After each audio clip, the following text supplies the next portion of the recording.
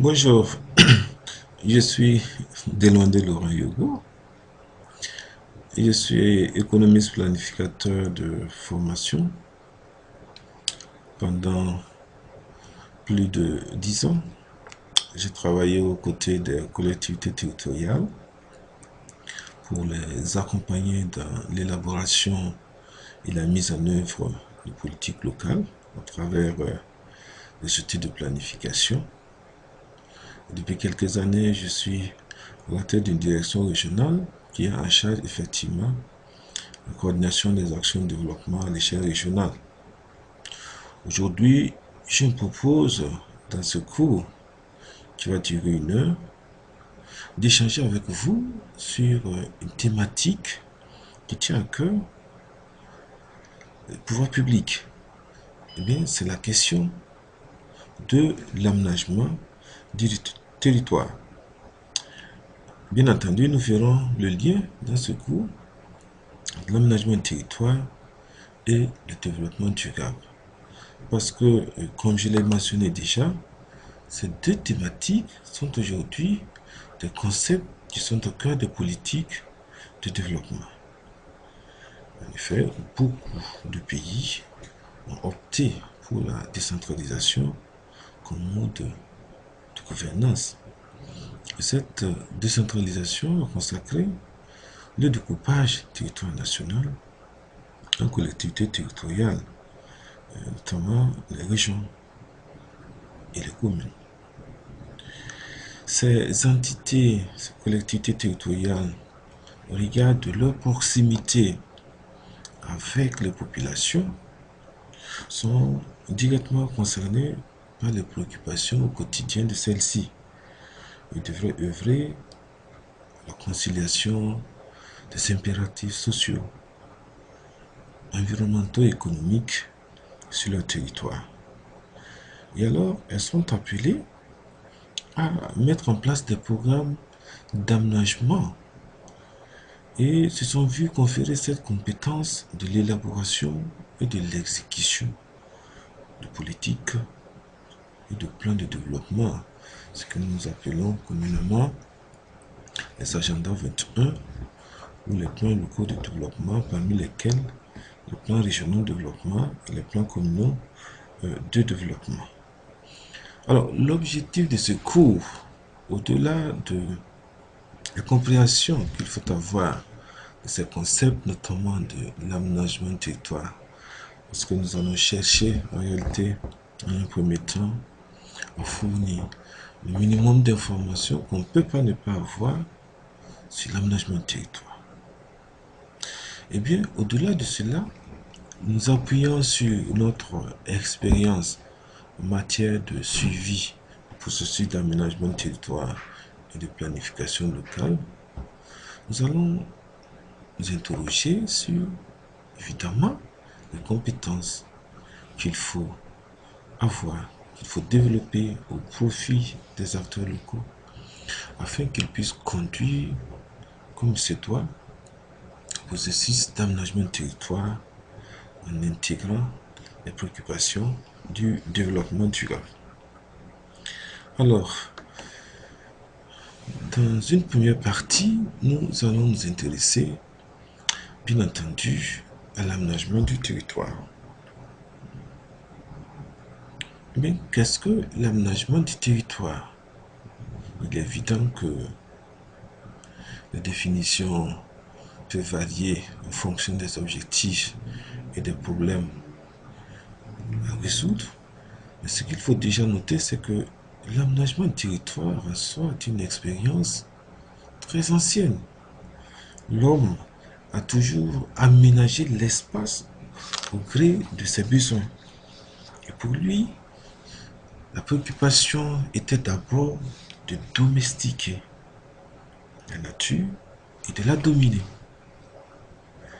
Et dans cette approche d'aménagement du territoire, l'objectif recherché était de procéder à une répartition des activités sur le territoire qui était perçue comme un phénomène naturel. Mais cette pratique a eu des incidences très désastreuses, car elle a donné lieu à une dégradation, sinon une dépravation des ressources naturelles. Et aujourd'hui, regarde ces incidents qui étaient désastreux, eh bien, il y a la nécessité de procéder à l'aménagement conscient et réfléchi du territoire en tant qu'acte volontariste, réfléchi et non spontané. Et la notion d'aménagement de territoire va couvrir des réalités diverses. Sa définition va dépendre du contexte et des problèmes qu'il est appelé à résoudre. Eh bien, je vous propose des définitions de quelques auteurs. Le premier auteur, c'est Eugène Claudius Petit, pour qui l'aménagement du territoire, c'est la recherche dans le cadre géographique d'une meilleure répartition des sommes en fonction des ressources naturelles et de l'activité économique. Alors, pour lui, c'est la dimension simplement géographique et répartition des sommes dans le territoire, laquelle répartition devra simplement tenir compte des ressources naturelles et des activités économiques développées par l'homme. Dans le même ordre d'idées, Dello Bader disait que l'aménagement du territoire est la recherche de la meilleure répartition géographique des sommes en fonction des conditions économiques territoriales. Eh bien, comme on le constate, ces deux auteurs ramènent l'aménagement du territoire simplement à l'occupation de l'espace par l'homme, tenant compte de ce que la nature offre et de ce que l'homme peut développer comme activité sur cet espace territorial. À partir de 1975, Michel Michaud propose une autre définition. Il dit que l'aménagement du territoire est une affirmation du développement harmonieux de l'ensemble des régions en fonction de leur vocation propre. L'aménagement de l'espace est rarement fondé sur un calcul d'efficacité économique. La politique d'aménagement du territoire conserve sa vocation à réduire les inégalités entre les territoires. Et donc, lui, dans sa définition, l'aménagement du territoire va au-delà du territoire considéré pour travailler à réduire les inégalités au sein du territoire inter- et intra-territorial.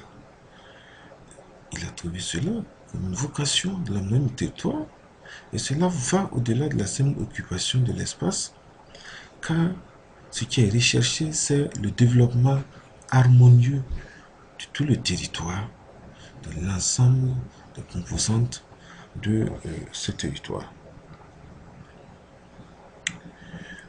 En Afrique, Hassan Ide Adamouf va proposer une autre définition de l'aménagement du territoire qui nous apprécions bien.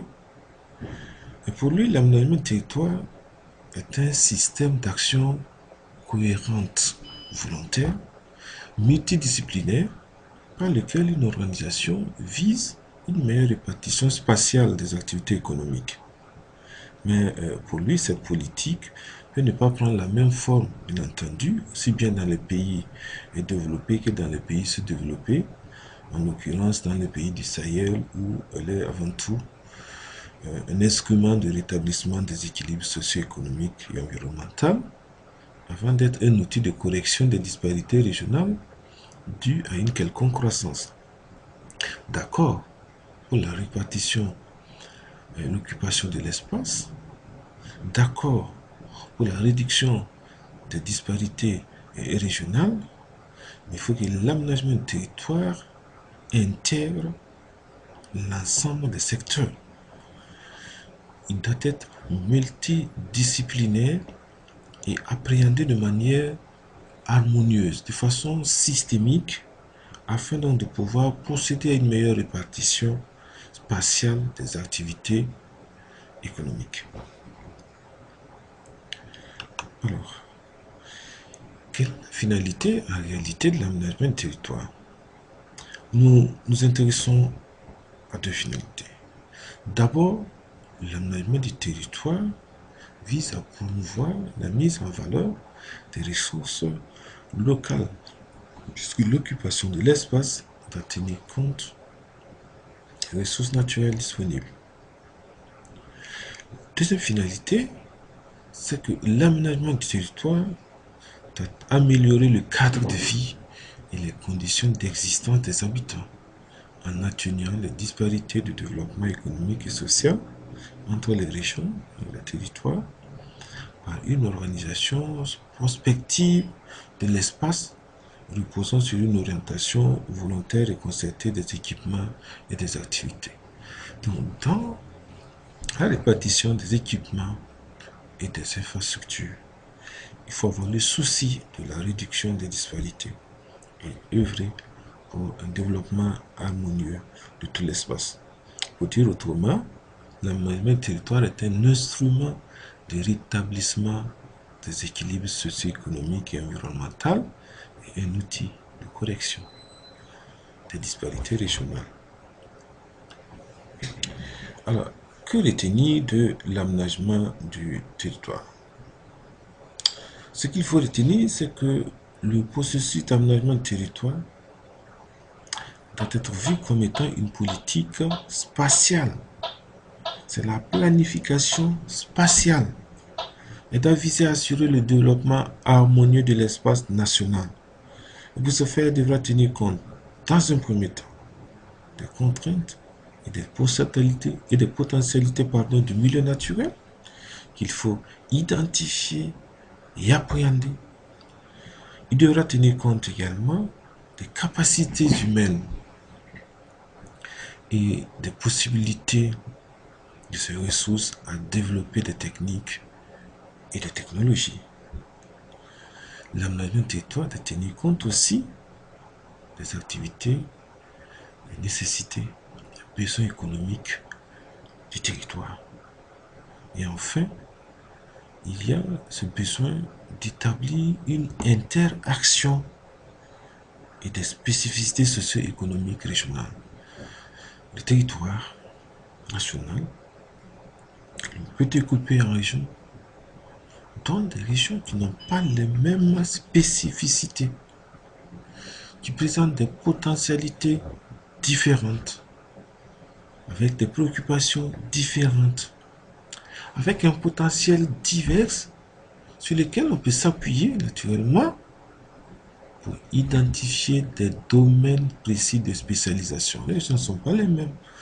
Alors, l'aménagement du territoire devrait pouvoir tenir compte des interactions, possibilités d'échange entre ces régions, de leurs spécificités, afin donc de pouvoir gérer un développement harmonieux de l'ensemble du territoire.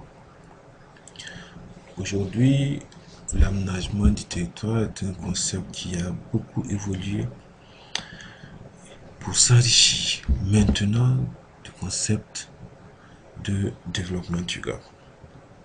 Eh bien, il faut noter qu'en s'adjoignant le concept de développement durable, l'aménagement du territoire va dépasser aujourd'hui la simple problématique de la répartition de son l'espace, va dépasser cette problématique de la résorption des inégalités pour aller jusqu'à rechercher l'équité sociale, l'efficacité économique, et tout ceci dans une perspective de durabilité. Parce que le souci aujourd'hui, c'est que ces ressources exploitées, identifiées dans le processus de l'aménagement du territoire, doivent être gérées dans la durabilité pour pouvoir les préserver pour les générations futures. Et c'est par là que l'aménagement du territoire va intégrer au mieux dans sa démarche le développement durable. Alors, qu'en est-il des objectifs de l'aménagement du territoire? Il faut noter que les objectifs de l'aménagement du territoire vont dépendre de la problématique à laquelle elle est confrontée, ou la problématique à laquelle, du moins, s'est confronté le territoire en question. Couramment, ces objectifs sont d'ordre économique, social, politique, environnemental.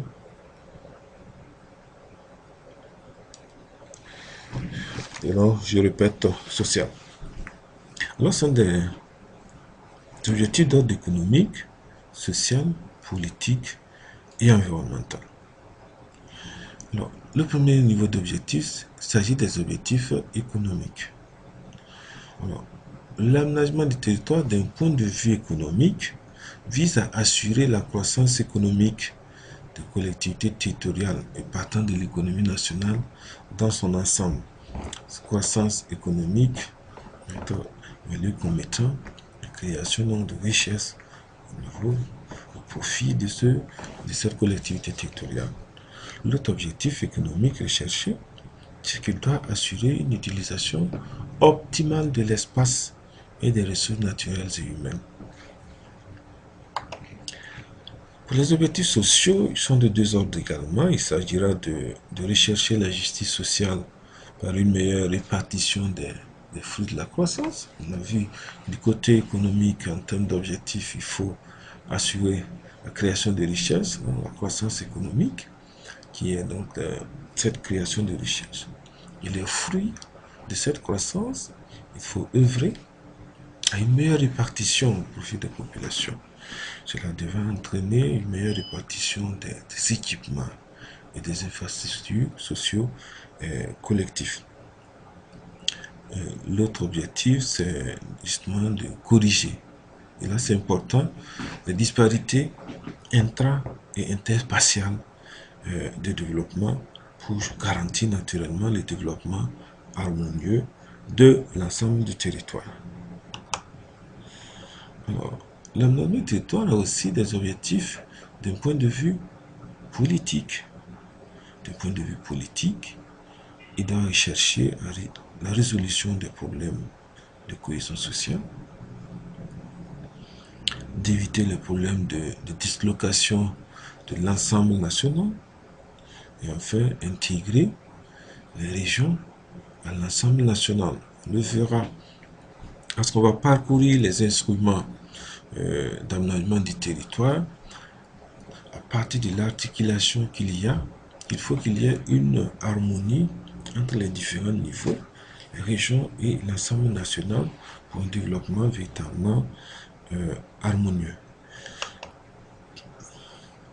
Et enfin, les objectifs environnementaux et écologiques. À ce niveau, la préoccupation de l'aménagement du territoire est de maîtriser les problèmes de dégradation de l'environnement. Il s'agirait également d'améliorer le cadre de vie, l'espace de vie, ainsi que naturellement la préservation de la biodiversité, la protection de nos écosystèmes. Alors, les principes d'aménagement du territoire, nous retiendrons trois principes. D'abord, tout processus d'aménagement du territoire doit être fondé sur une vision globale. Une vision globale, une vision systémique, quant à l'utilisation de l'espace, quant à la répartition des investissements et des hommes sur ce territoire. L'aménagement du territoire doit considérer toutes les composantes au niveau macro de la formation économique et sociale d'un pays, les éléments structurants sur lesquels se fonde le développement économique et social. Le deuxième principe, c'est la recherche prospective. Nous sommes bien entendu dans une planification spatiale, généralement dans un long terme, 10, 15 ans. Et là, il faut naturellement avoir une approche prospective pour trouver le meilleur chemin de développement possible. Il faut prévoir l'impact des mutations économiques à opérer sur l'espace, prévoir les perturbations possibles qui peuvent intervenir, les incertitudes éventuelles dans la construction de la société future. C'est à ce prix qu'on peut arriver à proposer des stratégies de développement. C'est à ce prix qu'on peut proposer des scénarios, qu'ils soient optimistes ou pessimistes. On reviendra là-dessus par la suite, afin donc de pouvoir proposer des actions de développement au profit de cette collectivité. Le dernier principe, c'est la volonté politique affirmée. C'est une politique publique, l'aménagement du territoire. Quand on élabore un schéma, il doit être porté au niveau. Et à partir de cet instant, l'aménagement du territoire d'un pays doit émaner d'une volonté politique des gouvernements qui décident de l'orientation à donner à l'organisation de l'espace. Et même au niveau d'une collectivité territoriale, il faut une prise d'initiative du conseil de collectivité responsable qui s'engage effectivement à pouvoir donner telle orientation à l'organisation de leur espace territorial. Et en outre, ce qui est important de noter également, c'est que pour que la politique d'aménagement du territoire réussisse, il faudra s'assurer de l'adhésion des groupes socio-économiques, socio-professionnels dès le départ. C'est vrai qu'il faut que les décideurs, au niveau national ou au niveau de la collectivité, portent, à partir de l'initiative, portent ce projet, mais ce projet devra être conduit avec l'ensemble des populations, l'ensemble des souches socio-professionnelles, bref, l'ensemble des acteurs au développement de la collectivité, dont la contribution doit être utile et nécessaire pour conduire le processus d'aménagement du territoire. L'aménagement du territoire est basé sur un certain nombre de stratégies en fonction de la collectivité, de ses réalités. Il devrait être en mesure de proposer des stratégies. Mais ces stratégies, il faut se le dire, ne peuvent pas être les mêmes partout. Je disais tantôt que dans les pays sous-développés, les préoccupations en matière d'aménagement du territoire ne peuvent pas être la même que dans les pays développés. Donc, en fonction de la situation socio-économique du pays, à partir de l'étude diagnostique que l'on peut faire, de l'ensemble des secteurs, on dégage une problématique générale, à partir de laquelle il faut proposer des stratégies de développement. Et ces stratégies sont de plusieurs sortes. Nous en proposons quelques-unes. Eh bien, la toute première stratégie, c'est la relance ou la stimulation. Relance ou stimulation. Cette stratégie concerne les régions où la croissance économique est insuffisante. Faible niveau de croissance économique. Taux de croissance économique très bas. Pour pouvoir susciter une création de richesse et permettre des investissements dans l'économie. Lorsque vous êtes dans une situation de ce genre, dans un processus d'aménagement du territoire, vous devez proposer une stratégie qui met en œuvre des mesures incitatives, des actions indirectes pour orienter les investissements, pour attirer les investisseurs et permettre l'implantation des entreprises privées vers les régions justement défavorisées. Une politique attractive et incitative. En un mot, il faut créer un environnement favorable pour attirer les investisseurs, car c'est eux qui contribuent plus à la création de richesses. C'est eux qui vont permettre à votre niveau de croissance d'évoluer, de croître et donc de ne plus être faible. Et c'est clair aujourd'hui que la décentralisation, tout comme la déconcentration administrative que beaucoup de pays ont opté, est présentée comme une technique à utiliser pour pouvoir assurer la relance ou la stimulation de l'économie. La deuxième stratégie, c'est la stratégie de maintien. Dans une situation, et on développe des stratégies pour la continuité, pour se maintenir. Elle concerne les régions où la croissance économique est jugée équilibrée. Et par conséquent, lorsque vous êtes dans une situation de ce genre, votre préoccupation est de prendre des mesures qui visent à stabiliser et à consolider la situation actuelle afin qu'elle ne se détériore pas.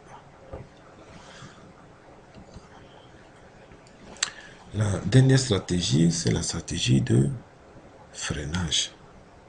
Il faut marquer un arrêt. Il y a ce besoin d'aller à une rupture. Et cette stratégie de freinage, les régions où la croissance économique est jugée excessive, créant des déséquilibres qui sont susceptibles de déstabiliser le pays tout entier. On l'a dit, dans les objectifs politiques, la cohésion nationale est une préoccupation à prendre en compte dans le processus d'aménagement du territoire. Les équilibres entre les régions sont des réponses qu'il faut apporter dans le processus de planification. Donc, il faut éviter de créer des déséquilibres qui sont susceptibles de déstabiliser par la suite l'ensemble du pays. La quête permanente du développement harmonieux du territoire national. Et là, dans une situation de ce genre, les mesures à prendre doivent viser à réorienter les investissements dans les zones attardées. Alors, voici un peu les trois stratégies que nous vous proposions de présenter. D'abord, la relance ou la stimulation. On a vu que ça concernait les zones où la croissance économique est jugée faible. Il y a aussi la stabilisation. Nous pensons que dans une situation où la croissance, il y a un équilibre, il faut travailler justement à la consolidation de cet équilibre-là. Et enfin, lorsque la croissance est excessive, là on est dans l'opposé de la première stratégie où elle est faible. Il faut aller beaucoup plus orienter les actions vers les zones donc attardées.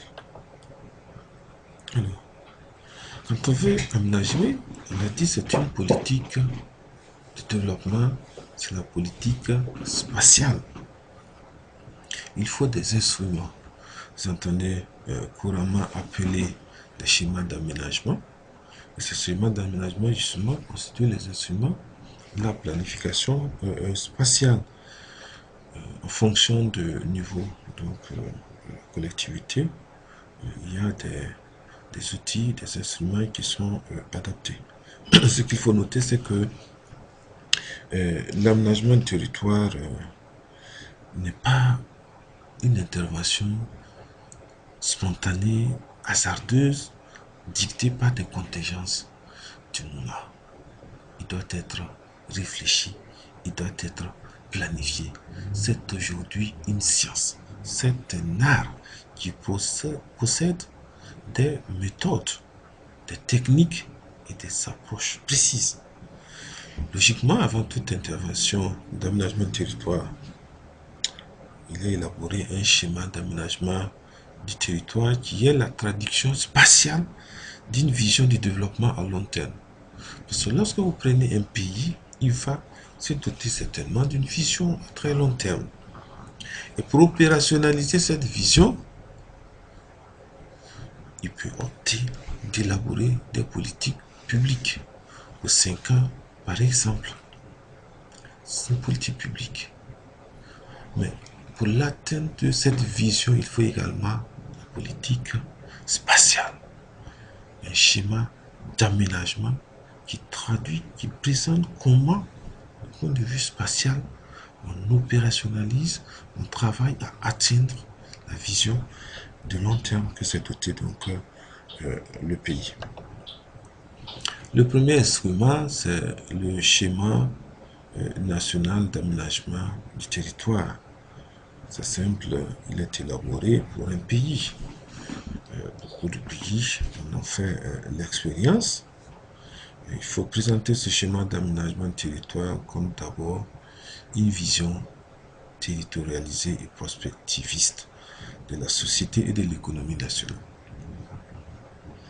À partir d'un diagnostic de l'ensemble des secteurs socio-économiques au niveau national, nous allons les appréhender et à partir de l'analyse des contraintes, des forces, des faiblesses, des opportunités, des menaces, tous les secteurs, il faut bien avoir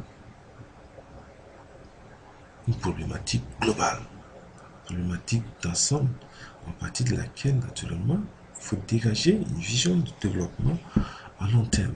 Et à long terme, il faut que cette vision de développement tienne compte de certains impondérables, tienne compte de certaines perturbations, de certaines incertitudes qui viendraient intervenir dans le temps.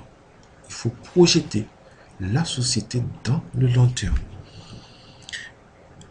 Le schéma national d'aménagement du territoire est aussi une volonté politique et surtout un acte d'État dont la société a besoin pour effectuer ses choix. Il va donner des orientations à partir desquelles des actions pourront être conduites. Et c'est le devoir des autorités publiques, des pouvoirs publics, de l'État de définir ces orientations pour permettre à l'ensemble des acteurs de s'y retrouver et de les intégrer dans leur planification. Aujourd'hui, quand on parle de schéma national d'aménagement, dans beaucoup de pays, on ajoute aménagement et développement durable du territoire. Et l'outil en ce moment est fondé sur une approche transversale, comme on l'a dit, qui intègre tous les secteurs, qui va recouper et synthétiser l'ensemble des données sectorielles pour permettre à l'État de pouvoir apprécier justement ses propres actions sur le territoire en question. Ça va, c'est pas trop rapide, vous suivez? Eh bien, l'aménagement du territoire, c'est vraiment technique, mais bon, il faut suivre. Autant pour moi, excusez, pour voir un peu comment le processus se conduit. Et cette partie des instruments est très très importante. C'est vrai qu'on aurait aimé pouvoir développer dans ce cours comment on élabore un schéma national d'aménagement du territoire. Pour voir quelle est la démarche, d'où on part et par où ça se termine. Et là, on verra que le processus, il est vraiment technique et complexe. C'est bien que pour certaines collectivités, il faut faire appel à des expertises. Mais l'essentiel est de toujours percevoir ce schéma d'aménagement du territoire comme devant définir une vision à partir d'un diagnostic de l'ensemble des secteurs.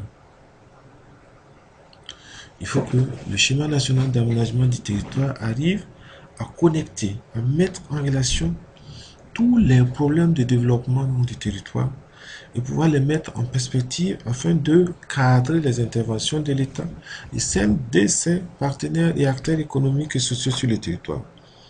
Son rôle, c'est de proposer un cadrage de l'action publique dans l'optique du développement durable. Il va traduire dans l'espace les orientations, la vision et les efforts de développement de façon harmonieuse et équilibrée sur l'ensemble du territoire. Après le schéma national des territoires qui est fait pour l'ensemble du pays, il y a le schéma régional d'aménagement du territoire. C'est le deuxième instrument que nous vous présentons. Il est élaboré à l'échelle d'une région. Le schéma régional d'aménagement du territoire définit les lignes directrices d'organisation du territoire régional sont peu comme ce qu'est le schéma national du territoire pour le niveau national. Il doit définir également les vocations à donner à différentes parties du territoire telles que les zones agricoles, comment on les occupe, comment on les exploite, les zones forestières, l'urbanisation, la localisation et partition des infrastructures et des équipements sociaux, les réseaux électriques, la téléphonie, les voies de télécommunication. Tout ceci, à l'échelle régionale, le schéma d'aménagement devrait pouvoir tourner les vocations de tous ces éléments. Eh bien, lui devrait pouvoir partir, le schéma régional d'aménagement du territoire, donc des orientations qui sont données au niveau du schéma national d'aménagement du territoire afin donc de pouvoir proposer des orientations, des stratégies à l'échelle de la région. Au-delà du schéma régional d'aménagement, le troisième instrument que nous proposons ici, c'est le schéma de zone. Le schéma de zone, il est élaboré pour les zones géographiques plus restreintes que la région, notamment les provinces et les communes. Il fixe les perspectives de développement à long terme des espaces considérés dans le sens d'une répartition équilibrée des populations, des activités et des équipements sur le territoire considéré. Et dernier outil pour faire la particularité avec le schéma directeur d'aménagement et d'urbanisme, qui est un schéma de zone, puisqu'on a vu qu'il est élaboré pour niveau inférieur à la région, notamment les provinces et régions. Le schéma directeur d'aménagement et d'urbanisme est un instrument, un document qui établit au niveau d'une ville les visions de son développement à long terme, 10 à 15 ans. Donc, il va fixer les normes et les orientations fondamentales de l'aménagement compte tenu de l'équilibre à préserver entre les extensions, les activités agricoles et la préservation de certains sites. Alors, quelle articulation entre les schémas d'aménagement territoire et la cohérence avec les plans locaux de développement? Alors, il faut dire que les schémas d'aménagement territoire dans leur conception doivent être tous cohérents. Cohérence entre le schéma national d'aménagement territoire et le schéma régional, cohérence entre le schéma de zone et le schéma régional, cohérence entre le schéma directeur d'aménagement et d'urbanisme et le schéma régional, même le schéma national. Le niveau inférieur doit tirer les orientations du niveau supérieur. Donc, il faut que les schémas du niveau supérieur orientent ceux du niveau inférieur. Ainsi, les schémas du niveau inférieur doivent se conformer aux orientations des schémas du niveau supérieur, mais que eux doivent travailler beaucoup plus à préciser, à aller dans les détails en fonction des spécificités de ce niveau inférieur. Alors, du niveau supérieur, le supranational, au niveau inférieur, il faudra une cohérence d'ensemble entre ces outils de planification. Alors, pour les relations avec les plans de développement, il faut noter que les schémas d'aménagement de territoire traduisent sur le plan spatial les objectifs des plans de développement. Ils servent dans ces cas d'outils pour une meilleure localisation des investissements et permettent une spécialisation régionale et facilitent par ailleurs la réalisation des objectifs de ce plan. Donc, les schémas peuvent servir aussi de carte d'orientation pour les plans de développement qu'élaborent donc les collectivités. Et dans ce cas, les plans doivent pouvoir tirer leur orientation du schéma et servir d'instrument pour l'exécution de ces schémas définis beaucoup plus pour le long terme. Alors, le deuxième concept, c'est celui du développement durable. Alors, le développement durable, parlons-en.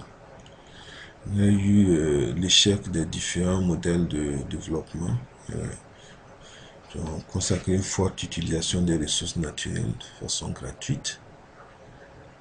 On a assisté à la reconstruction de l'après-guerre, à la prise de conscience scientifique, artistique et d'organisation de mouvements.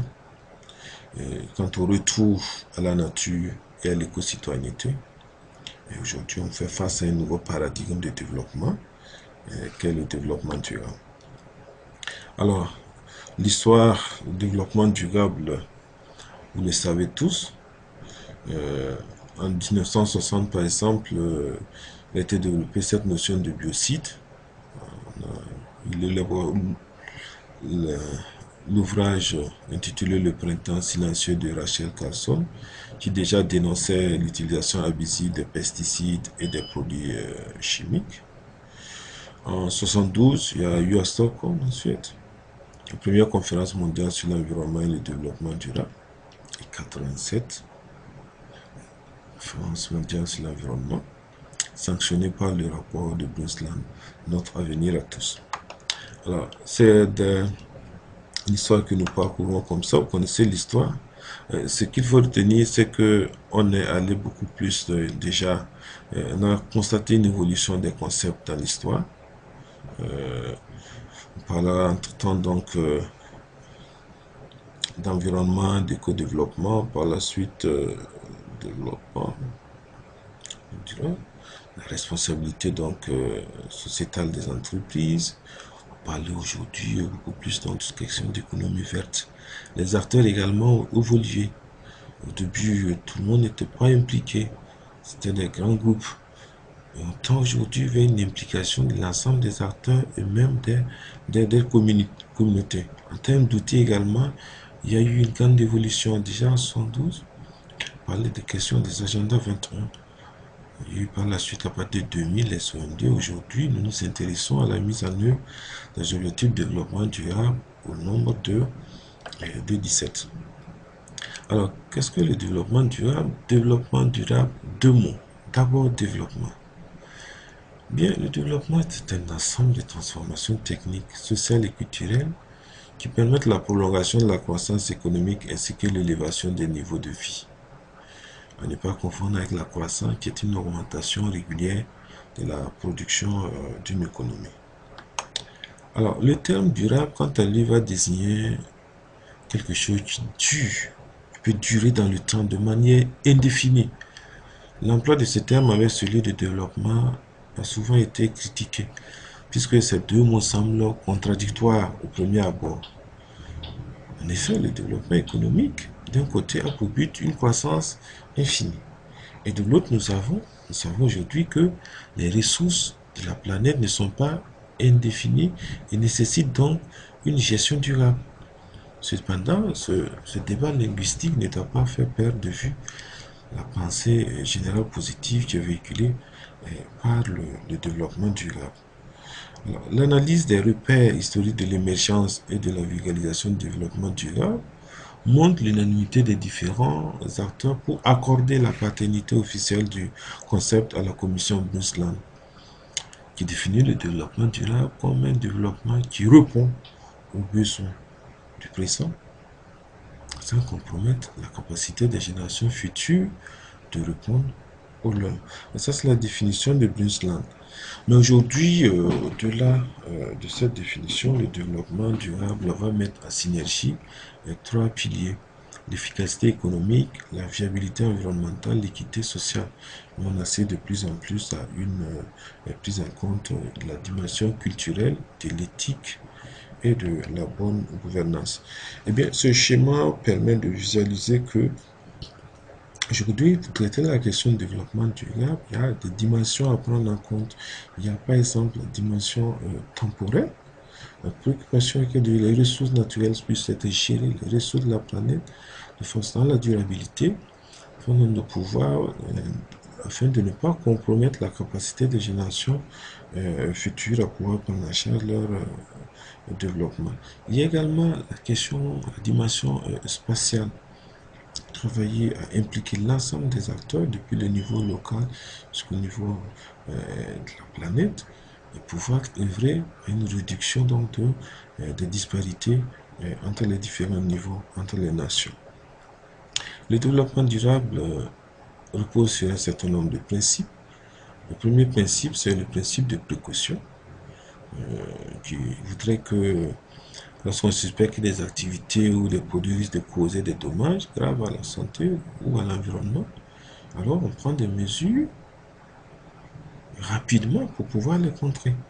Et ce principe suppose aussi qu'on ne fait pas quelque chose si on ne connaît pas également les conséquences. Donc, prudence. Le deuxième principe, c'est celui de la participation. Et il ne s'agit pas de répondre seulement à la constatation, mais d'organiser une véritable participation des citoyens. Tous concernés, tous décideurs et alors tous acteurs. Le principe de responsabilité, chaque individu dans ses actions individuelles et collectives doit prendre ses responsabilités en étant conscient des effets de sa consommation. Chaque individu doit assumer ses actes. Le principe de solidarité, et ça c'est le lien simplement entre les individus, le lien entre les nations. Il y a le principe d'économie et de bonne gestion des ressources. Il faut économiser les ressources naturelles de la Terre et les gérer de manière à assurer leur durabilité. Notre principe, c'est celui de l'équité et de la bonne gouvernance. Et à tous ces principes sont associés d'autres principes tels que les principes de prévention, de transversalité, de globalité, de même que le principe de durabilité, de subsidiarité, etc. Je laisserai de toute façon les documents pour vous permettre de pouvoir les appréhender de façon donc globale. Alors, la troisième partie, c'est la pratique que font les collectivités en matière de développement durable. Nous nous appuyons véritablement sur notre expérience et sur des études que nous avons conduites auprès d'un certain nombre de collectivités territoriales. Vous savez que depuis la conférence de Rio, il est beaucoup plus question donc d'agenda pour le 21e siècle, appelé Agenda 21. Ce sont des programmes d'action avec tous les acteurs concernés dans des domaines très diversifiés afin de s'orienter vers un développement durable de la planète. Alors, un certain nombre de pays, naturellement, travaillent à élaborer des agendas 21. Ce sont certains aboutissements d'une réflexion collective à laquelle auront participé et tous les acteurs économiques et sociaux et les citoyens. Donc, il s'agit pour le territoire considéré d'arrêter les grandes orientations qui inspireront les différentes politiques locales. Donc, mais bon, depuis 20 ans, depuis la conférence de Rio, qui à l'heure actuelle, plus de 20 ans après, beaucoup de pays n'ont pas encore intégré cet outil de planification dans la conception de leur développement, et notamment en Afrique. L'accent est mis plutôt sur l'élaboration de plans locaux de développement qui mettent l'accent sur la lutte contre la pauvreté et l'amélioration des conditions de vie des populations, donc avec des résultats souvent donc mitigés et discutés. Et ces plans locaux de développement sont aussi présentés comme étant des instruments consensuels de planification et de mise en œuvre du développement au niveau des collectivités territoriales. Bon, à quelques nuances près, ces plans aussi peuvent être considérés comme étant assimilés aux agendas 21 locaux, à même d'assurer des mesures de durabilité dans la mise en œuvre des activités de développement des collectivités territoriales. Alors, lorsqu'on échange un peu, on analyse le processus de planification des collectivités, on se rend compte qu'il y a des acquis, mais de nombreuses insuffisances persistent. En termes d'acquis, il faut noter le caractère participatif de leur élaboration. Beaucoup d'acteurs sont impliqués. Il y a l'approche globale dans l'analyse et la recherche de solutions, la conduite de diagnostic avant donc d'aller à la définition des orientations stratégiques. Bon, il y a la responsabilité des acteurs locaux et la définition d'une vision. Autant d'acquis donc que nous avons relevés dans le processus de planification. Mais il reste des insuffisances.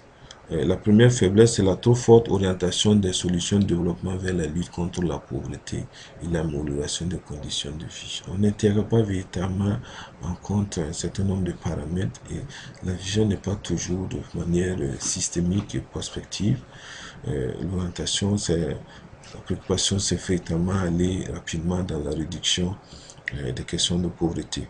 On note qu'il y a une faible prise en compte des normes de durabilité, surtout dans la conception et la mise en œuvre des projets de développement.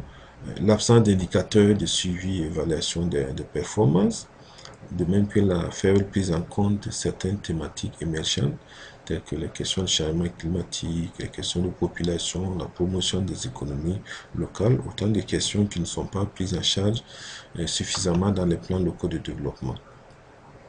Alors, au regard de ces insuffisances, quelles compétences faut-il développer au profit des acteurs dans le processus d'aménagement de territoire? L'analyse du processus de planification spatiale et la planification de développement de façon globale par les collectivités impose que des compétences soient développées.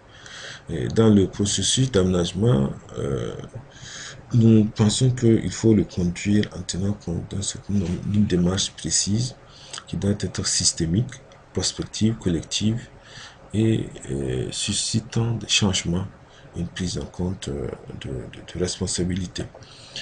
Alors, l'approche systémique.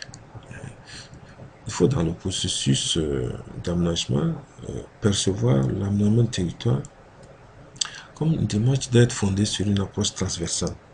Transversale en ce sens qu'il faut que tous les secteurs soient touchés. Il faut tenir compte de l'ensemble des données sectorielles et les mettre en relation, des relations entre eux, et conduire un diagnostic qui doit être participatif, impliquant l'ensemble des secteurs et qui permet de toucher et d'appréhender tous les domaines socio-économiques et en analysant les forces, les faiblesses et les opportunités, de même que les menaces qui se présentent. Et là, il faut véritablement des outils adaptés et une implication de l'ensemble des acteurs. L'objectif ici est de dégager une problématique générale et pouvoir se doter d'une vision. Et donc, dès la prise de l'initiative par l'autorité responsable de la collectivité, il faut déjà s'assurer que toutes ces thématiques-là vont être appréhendées, vont être traitées dans le processus d'aménagement de territoire. La deuxième vision, c'est l'approche prospective.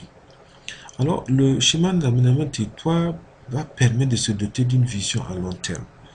Par conséquent, il faut tenir compte des perturbations et des incertitudes pouvant survenir afin de pouvoir proposer des scénarios. Ils peuvent être pessimistes ou optimistes. Et naturellement, ça permet de voir quelles sont les stratégies à proposer. Est-ce qu'il faut des stratégies qui s'inscrivent dans la continuité ou le prolongement des tendances actuelles? Est-ce qu'il faut opter pour une rupture, une correction des trajectoires en tout cas? Et cette approche prospective-là permet de voir la collectivité dans le très long terme, donc en tenant compte d'un certain nombre de scénarios qui peuvent survenir et proposer des réponses. Il va permettre justement de pouvoir identifier les leviers, les opportunités de changement en proposant les actions qu'il convient. Et à ce niveau, l'approche prospective va permettre effectivement de révéler les principaux défis sociétaux qui vont se présenter à cette collectivité-là, donc en termes de vulnérabilité, en termes donc de résilience. La troisième compétence, c'est la compétence en termes de responsabilité et d'éthique. Il faut, dans la conduite du processus, prendre en compte les valeurs au sein de la société, tenir compte des spécificités intra- et interrégionales, des questions de justice sociale et de réduction des inégalités.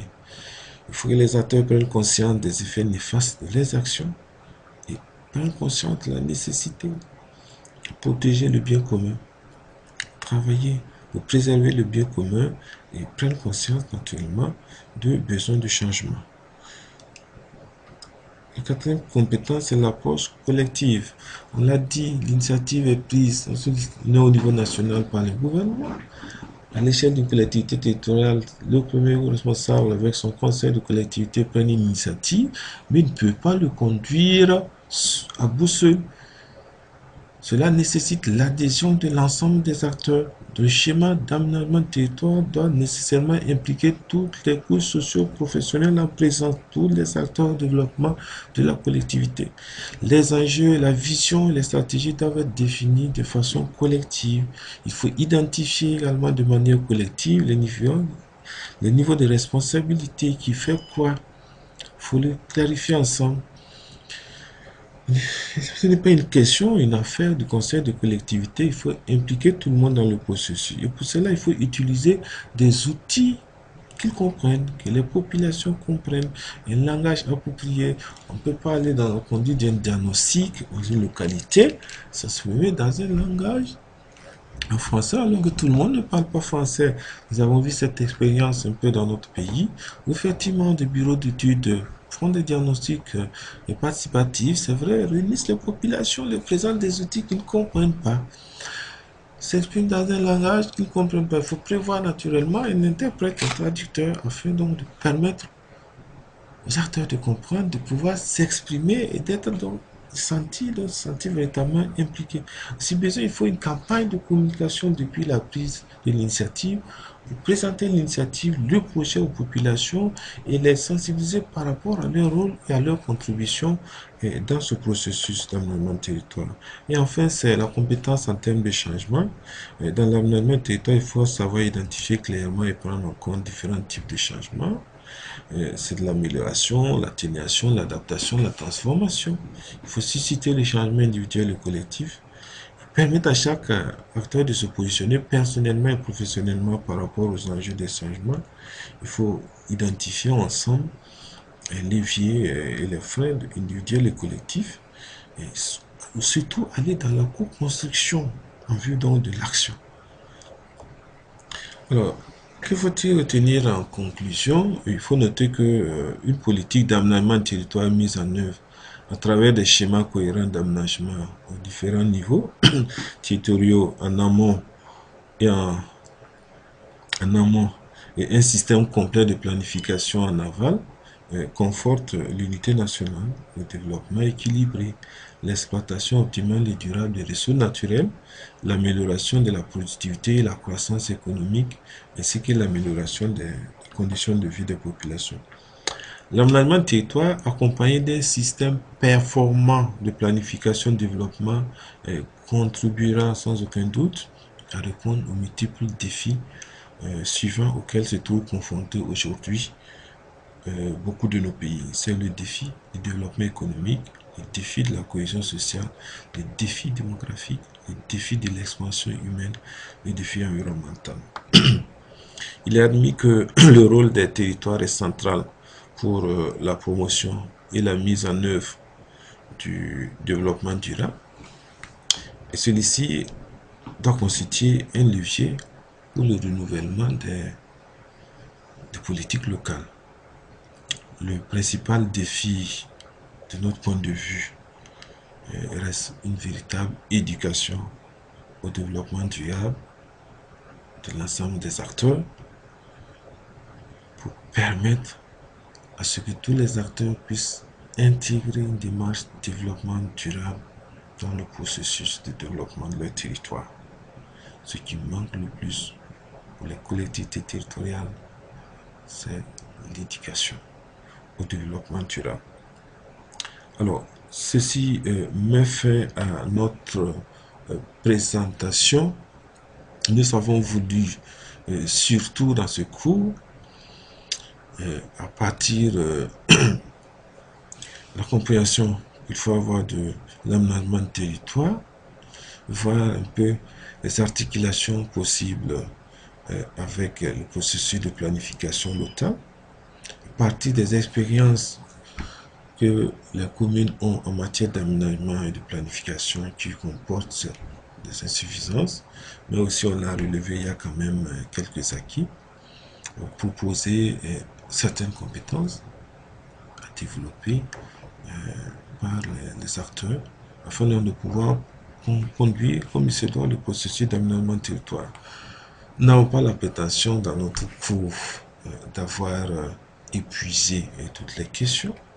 Les réflexions sont en cours, nous restons toujours disponibles pour échanger avec vous sur ces questions et inviter véritablement à adopter de meilleurs comportements dans le processus de planification locale, devant viser à une implication totale de l'ensemble des acteurs. C'est à ce prix que les outils de planification qu'élaborent les collectivités territoriales